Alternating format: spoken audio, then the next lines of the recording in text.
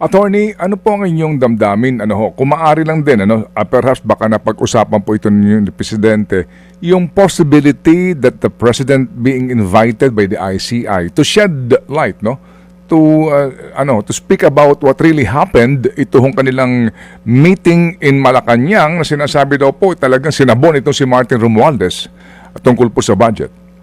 Para wala naman pong kinalaban yun sa anomalya. Kung nagalit po siya, di ba mas maganda kung nagalit po siya dahil ayaw po niya ng anomalya.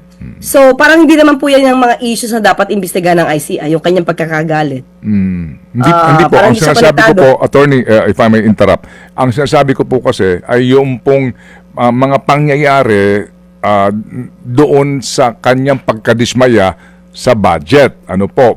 Pero nga, ang sinasabi po ng iba is that kung alam mo na nga na problemado yung budget, bakit mo pa pinirmahan despite the veto?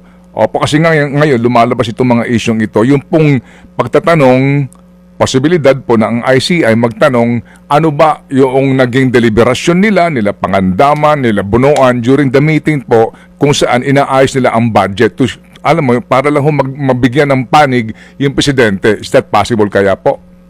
Malabo pa rin po hindi pa rin konektado. Nag-veto po siya ng halagang 194 billion pesos. So, hindi pa rin siya makikitang konektado para imbestigahan to ng ICI. Ang